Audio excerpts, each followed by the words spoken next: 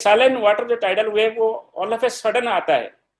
सो पहले आप नहीं गए होंगे, तो जब साइक्लोन का विंड शुरू हो गया तब स्टॉर्म सर्ज आ रहे हैं और टाइडल वेव आ रहे हैं, तब आप नहीं जा पाएंगे।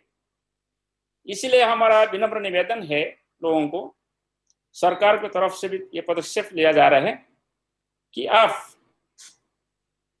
तुरंत सरकार के आदेश के अनुसार सेफ शेल्टर या सेफ प्लेस को चले जाना चाहिए और कोई गुजब में विश्वास मत करिए। और मैं एक बात बोल के रखूं, साइक्लोन एक मल्टी हजार्ड है। इसमें एक ही साथ आपको हेवी रेनफॉल मिलता है, स्ट्रॉन्ग विंड मिलता है और इसके साथ भी आपको टाइडल वेव मिलता है। सो तीनों मिलने के साथ ये मल्टी हजार्ड सिनेरियो हो जाता है। विंड से स्ट्रक्चरल डैमेज होता है, टाइडल वेव से इनंडेशन होता है, सैलाइन इनंडेशन, और हेवी रेन से भी लो लाइंग एरिया में इनंडेशन हो जाता है और सॉइल लूज हो जाता है। इसलिए जो थेचेड हाउसेस है, कच्चा घर है, वो सबसे ज्यादा नुकसान होता है। मैं और एक क्वेश्चन देख रहा हूं कि all tropical cyclones are equally dangerous. नहीं, सभी ट्रॉपिकल साइक्लोन्स इक्वली डेंजरस नहीं होते हैं। इसका एसोसिएटेड विंड के हिसाब से और इसका डैमेजिंग पोटेंशियल के हिसाब से साइक्लोन्स को डिफरेंट कैटेगरी में डिवाइड किया गया है। इंडिया में हम साइक्लोन को cyclonic storm, severe cyclonic storm, very severe cyclonic storm, extremely severe cyclonic storm और सुपर साइक्लोनिक स्टॉर्म के हिसाब से कैटेगराइज करते हैं। जब कोई साइक्लोन का विंड स्पीड लगभग 60 किलोमीटर से 90 किलोमीटर यानी 60 to 90 किलोमीटर पर आवर के अंदर होता है, इसको साइक्लोनिक स्टॉर्म बोला जाता है। जब इसका विंड स्पीड 90 to 120 किलोमीटर के अंदर होता है, इसको सीवियर साइक्लोनिक स्टॉर्म बोला जाता है। जब 120 to 160 किलोमीटर के अंदर होता है, इसको वेरी सीवियर साइक्लोनिक स्टॉर्म बोलते हैं। जब 160 से 220 किलोमीटर तक होता है, इसको एक्सट्रीमली सीवियर साइक्लोनिक स्टॉर्म बोलते हैं। जब 220 किलोमीटर से ज्यादा हो जाता है, इसको सुपर साइक्लोनिक स्टॉर्म बोलते हैं। जैसे अम्पन एक सुपर साइक्लोनिक स्टॉर्म है, अभी इसका विंड स्पीड 220 से 230 किलोमीटर है, मगर जब कोस्ट को पार करेगा तो ये एक्सट्रीमली सीवियर स्टॉर्म रहेगा, जबकि wind speed up to 195 kilometre तक रहेगा। सो अकॉर्डिंगली आप देखें कि ये जो damage extremely severe cyclonic storm पे या वेरी सीवियर साइक्लोनिक स्टॉर्म पे लार्ज स्केल होता है, लार्ज स्केल एक्सटेंसिव डैमेज होता है। इसीलिए इवैक्यूएशन जरूरत होता है जो एरिया में साइक्लोन जाता है। सो मैं और एक क्वेश्चन देख रहा हूं कि which are the largest and smallest tropical cyclones on record. मैं जो स्टडी किया हूं, जो हमारा जो रिकॉर्ड है 1891 से हम रिकॉर्ड मेंटेन किए हैं इंडिया में, ये नॉर्थ इंडियन ओशन के लिए। सो फार Odisha super cyclone 1999, which crossed Odisha coast near Paradip on 29 October 1999, is considered as the most intense and largest tropical cyclone in this area. The smallest cyclone which I have come across is the cyclone Agni. It developed during 28 to 30th October 2006. It is a very short-lived cyclone. It crossed near Tamil Nadu and adjoining Andhra coast. And it was a so small-scale cyclone that it could not be picked up by the satellite. Only because of our Doppler weather radar in Chennai and Karaikal, we could pick up this tropical cyclone Agni at that time. So I would consider the tropical cyclone Agni in 2006, which developed over Bay of Bengal and crossed near about Chennai and Nellore, is the smallest cyclone, and Odisha super cyclone of 1999 is the largest cyclone.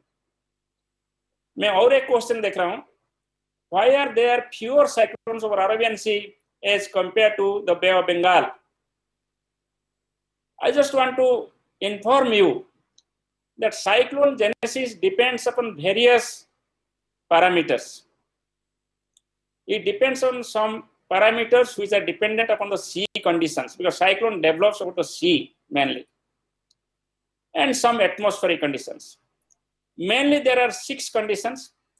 One of the most important condition is the sea surface temperature or ocean thermal energy और ocean heat content. सो आप बे of Bengal और Arabian सी को compare करें तो बे of Bengal में heat content ज़्यादा होते हैं और अरेबियन सी में heat content, specially western part of Arabian Sea में हीट कंटेंट कम होते हैं.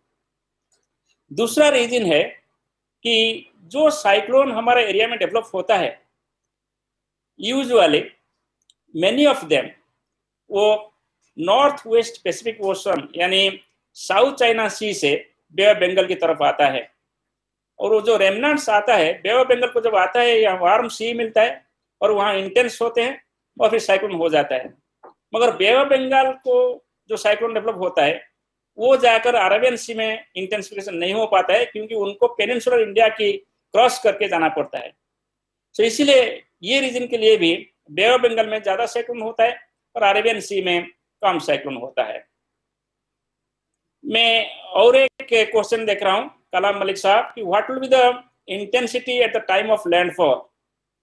लैंडफॉल टाइम हम इंटेंसिटी बोल रहे हैं कि एक्सट्रीमली सीवियर साइक्लोन स्टॉर्म उनका लार्ज स्केल डैमेजिंग इम्पैक्ट रहेगा वेस्ट बंगाल में और एडजॉइनिंग बांग्लादेश एरिया में, और इसके साथ ऑल्सो सम डैमेजिंग इम्पैक्ट रहेगा नॉर्थ कोस्टल ओडिशा डिस्ट्रिक्ट्स में.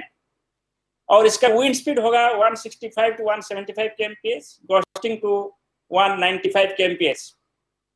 इसका इंटेंसिटी साथ और एक बड़ा बात यह है कि इसके साथ जो एसोसिएटेड स्टॉर्म सर्ज है, टाइडल वेव है, वो 4 to 6 मीटर से आप इमेजिन कर पाएंगे. कोई एक जो वॉल है हमारा, ये रफली 3 मीटर्स होता है.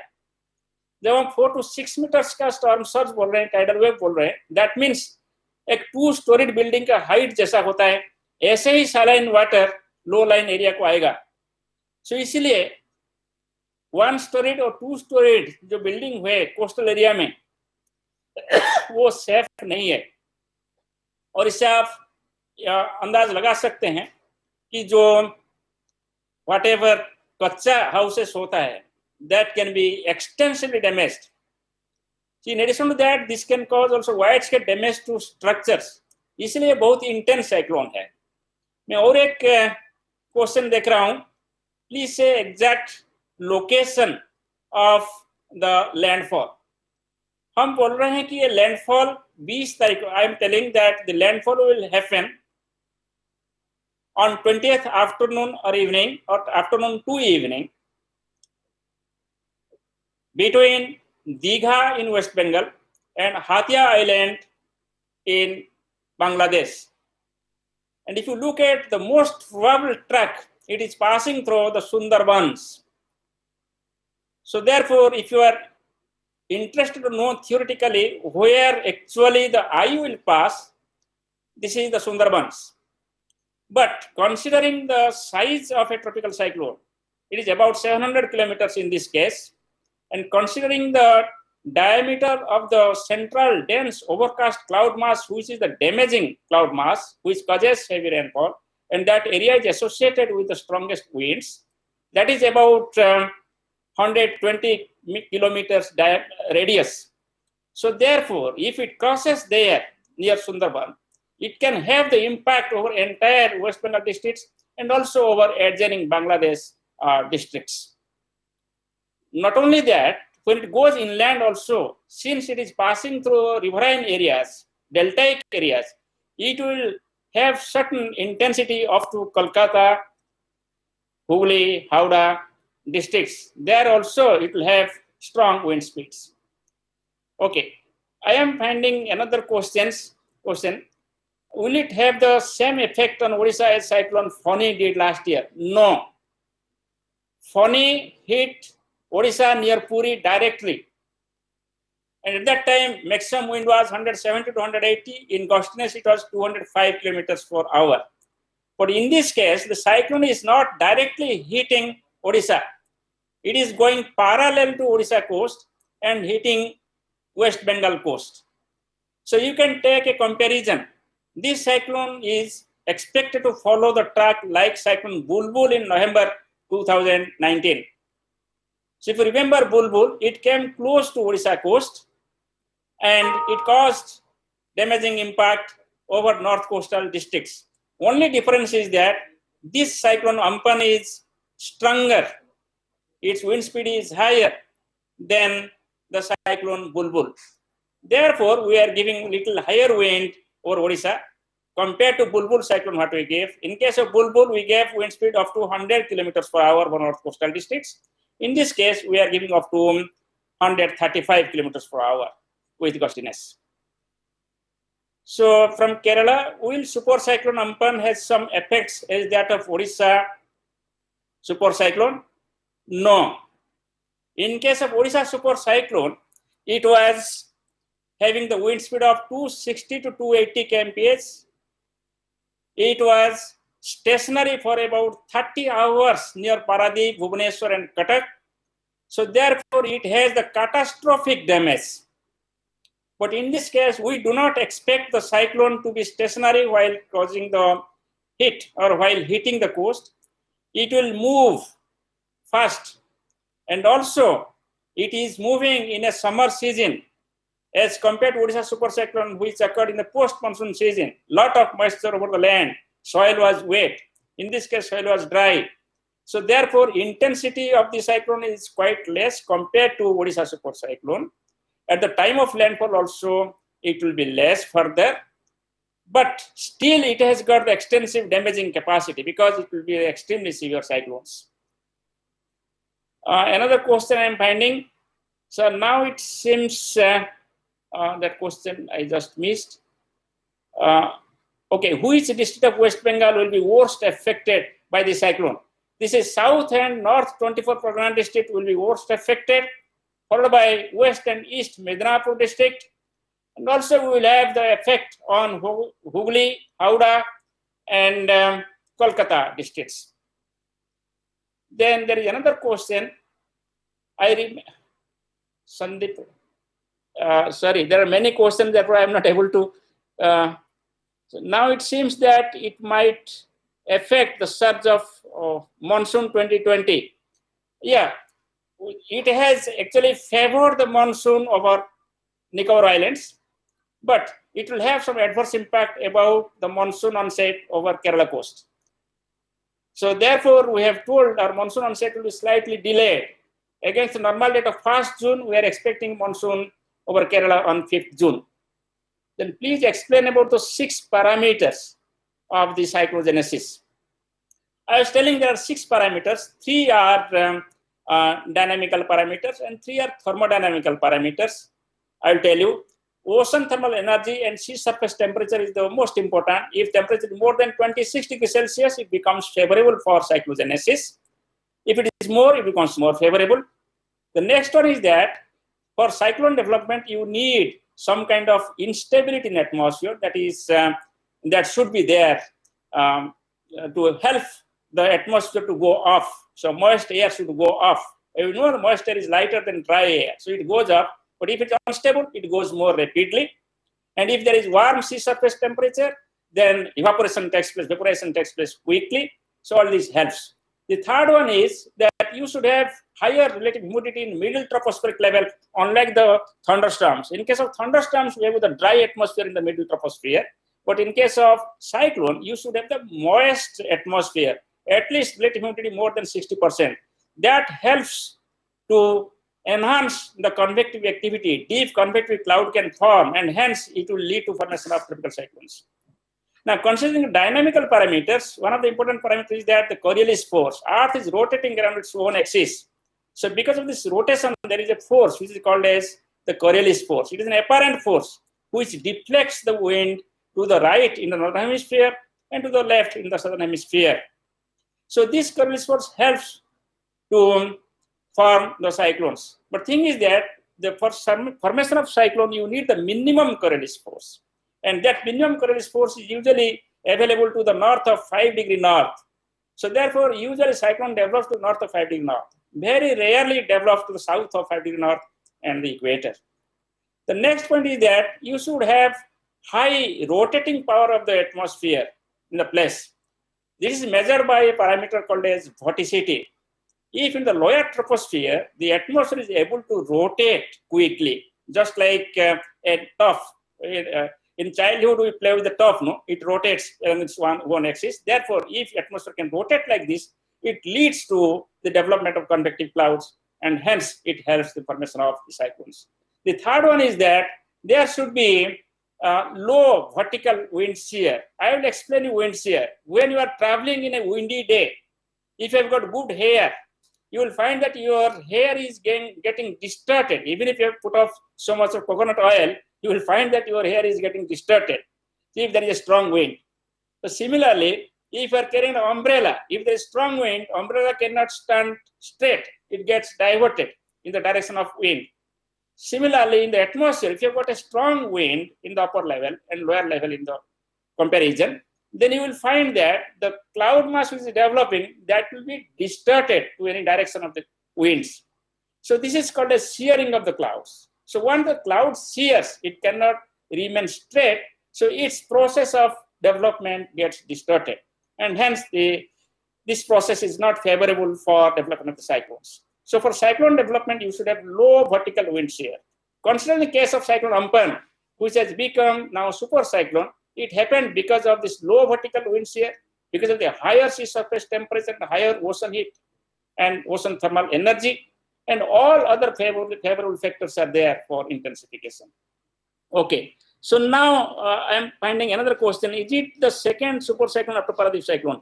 Yes, it is the second super cyclone over Bay of Bengal, not over Andaman, not over entire North Indian Ocean. If you consider entire North Indian Ocean, after Odisha super cyclone, we have got 2-3 super cyclones over Arabian Sea. But over Bay of Bengal, this is the second super cyclone. So I am finding another question. Naming a super cyclone is based on intensity. Yes, if the wind speed exceeds 220 kilometers per hour, it is called as a super cyclone storm. So can it produce flood-like situation in West Bengal? I will tell you, the flood depends on many factors. Since it is a dry season, summer season, most of the rivers are having very less water. Soil is also dry. The possibility of causing floods is not expected. But in certain urban areas like Kolkata or certain cities where you have got dense population, where drainage facility is not sufficient to drain out the water, you may have some kind of temporary inundation in low-lying areas. Sir, will it landfall at Sundarbans? Yes, we are telling that it will cross between Digha and Hatia, Digha of West Bengal and Hatia of Bangladesh, and near the Sundarbans. Chinmay Malik, sir, Odisha's which districts are most affected? We are expecting the north coastal districts, especially Balasore, Bhadrak, Kendrapada, and Jagatsinghpur to be affected. Balasore and Bhadrak will be nearer to the landfall point, and hence you can expect more compared to Kendrapada and Jagatsinghpur. So there is another question, why cyclones become more frequent in recent years? It is not true. Cyclones are not frequent in recent years. If you consider the data of more than 100 years, we find that frequency of cyclones has decreased over the Bay of Bengal. However, over the Arabian Sea, the frequency of the intense cyclones has increased. So there is another question, where will the cyclone move after landfall? So after landfall, it will continue to move north-northeastwards across Ganges to West Bengal and will enter into Bangladesh. Then it will gradually weaken. It will become a depression over West Assam or over North Bangladesh. There is another question. Can you please explain the term MJO? MJO stands for Meden-Julian Oscillation.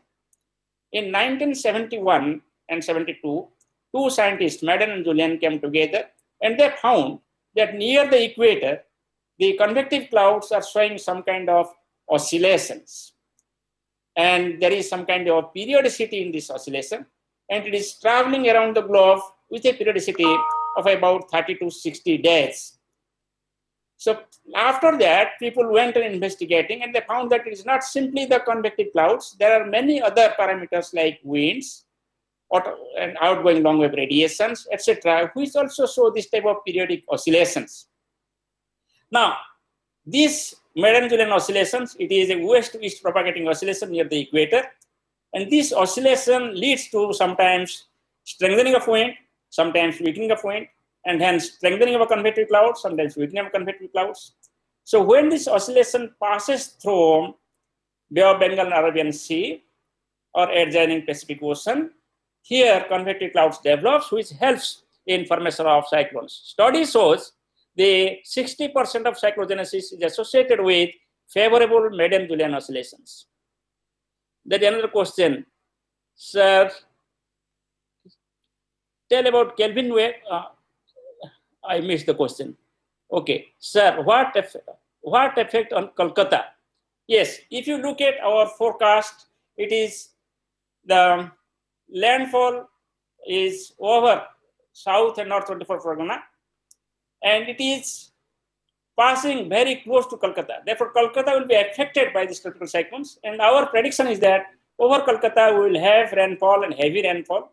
And also, wind speed will be 110 to 120 kilometers per hour, gusting to 135 kilometers per hour. So there can be uprooting of trees, there can be bending and uprooting of electric poles and telephone lines also in Kolkata. There can be damage to slums, there can be damage to thatched houses and old structures also. So especially since it is a city, there will be many hoardings also. We should take care of hoardings. These hoardings will go as a projectile and it helps the taxi, cars, etc. And also it helps the people also. Indirect damage also is caused because of all these projectiles. Okay, so when the super cyclone hit Paradip, was it extremely severe like Amphan? It was more severe than Amphan when it was crossing Paradip. It was a super cyclone and it was the most intense cyclone in the history of cyclones over North Indian Ocean. What about Puri district? So in Puri district, we have the wind speed predicted as 55 to 65, gusting to 75 kmph. This is the squally wind. We do not expect much damage because of these winds. You can have some kind of breaking of tree branches sometimes, and small trees may be affected. We don't expect any major damage because of these winds. There is another question, sir, Bangladesh effect. Yes, Bangladesh also will be worst affected, especially the area which we are telling up to Hatia, there will be impact of the cyclones. For Bangladesh also, we are predicting very extremely severe impact because of this particular cyclone. There will be extremely heavy rainfall also over Bangladesh. It is extending 20 centimeter on 28th, and it may start on 19th in coastal areas. It will proceed towards northern parts. Also, we are expecting storm surge of about 4 to 6 meters height in the adjoining areas of Bangladesh, because that is also a low-lying area. We can expect 4 to 6 meter height of the storm surge or tidal wave above the astronomical tide. In addition, wind speed also will be, whatever wind speed we are predicting for West Bengal districts, that will be there in Bangladesh districts. So we will have the wind speed of 165 to 175, gusting to 195 kmph, adjoining districts of Bangladesh. So then I am finding another question. I still cannot understand how 19 Odisha supercyclone remains stationary. So there are many factors which determine the movement of the cyclones. At that time, this cyclone was sandwiched between two anticyclones. So when that type of situation occurs, that area is called as COL, C-O-L, where wind will be very light and variable. And these winds actually steer the cyclone. Since wind was very light and variable in the atmosphere because of the two anticyclones lying on two sides of the Odisha supercyclone, so this particular Odisha supercyclone remained almost stationary between Paradip, Cuttack, and Bhubaneswar and caused devastation. Okay, why there are more cyclones in Bay of Bengal? I have replied already. Then effect of Kelvin wave in cyclogenesis. Yes, Kelvin wave is also very important. If you consider this, it's a very technical question. It will not be applicable to everybody. So Kelvin wave is also very important. Kelvin wave, east-west propagating wave also. And we have got also a Rossby wave. So if you just consider these phenomena, all are linked with each other. In case of Ampan, we had the Rossby waves and Kelvin waves and also MJO. All these phenomena favor this intense convective activity and hence rapid intensification during past 24 hours leading to the supercyclone. So is there an effect on Gopalpur coast? In Gopalpur also, that is Ganjam district, we are expecting wind speed of about 45 to 55. In Coastalness, it can go up to 65 kmph. So it will not have any much damaging impact on that. But the entire sea over North Bay of Bengal, starting from Odisha coast to West Bengal and Bangladesh coast, will be very rough, high and phenomenal sea. Therefore, the fishermen should not venture into the sea. Those who are, they should immediately return to the coast. Okay. Sir, what is the, sir, how are the speed, sir, how are the speed and path of cyclone predicted? So the speed and path of cyclone is predicted based on a standard operating procedure. As I told you, the tropical cyclone is just like a cork in the ocean. If you just throw a cork in the ocean, that cork will move as per the ocean current. Like this, in this atmosphere, if a cyclone develops, the cyclone will move as per the atmospheric current. And what is that atmospheric current? The atmospheric current is the mean wind structure in which cyclone is embedded. So whatever is the mean wind and direction of the atmosphere in which cyclone is embedded, that cyclone will move in that speed and in that direction. So to carry out that, we employ various types of numerical weather prediction models.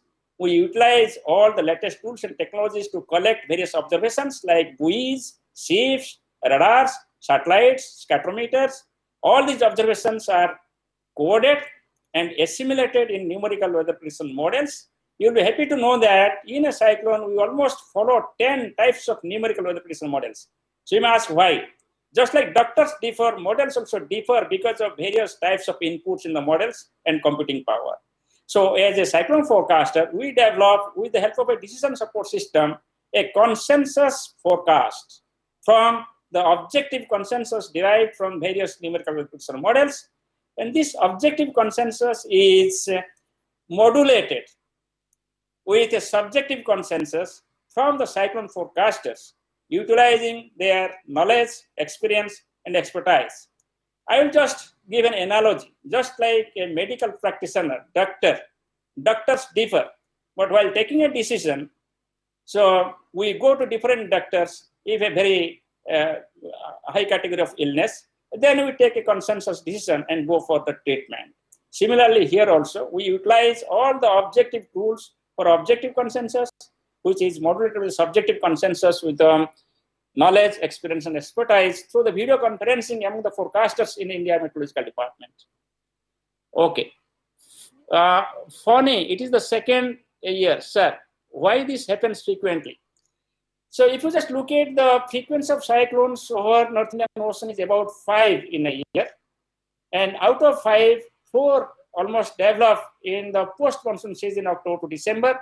1 develop during the pre-monsoon season, like April, May, June. So in that sense, it is climatological. It is normal that we should get at least 1 cyclone over the Bay of Bengal in the pre-monsoon season, especially during the monsoon onset phase, just like now. Because of the monsoon onset phase, there will be wind blowing from southern hemisphere towards the northern hemisphere, that is from southern Indian Ocean towards the northern Indian Ocean, and hence the Bay of Bengal. Now, this strong wind which comes up, and sometimes if it is embedded with various types of waves, as I explained, like MJO, Rossby waves, Kelvin waves, so it leads to higher rotating power in this field. And certainly in the month of May, we have got the higher sea surface temperature. So therefore, it becomes favorable to become an intense cyclone or cyclogenesis. Again, there is a question that what is the height of storm surge expected? So we are expecting 4 to 6 meters of height in the south and north 24 Pargana districts, and 3 to 4 meter height in the east Midnapur districts. Similarly, 4 to 6 meter height of storm surge is also expected over adjoining Bangladesh districts. Okay. Then, is there any chance of recovery of the cyclone?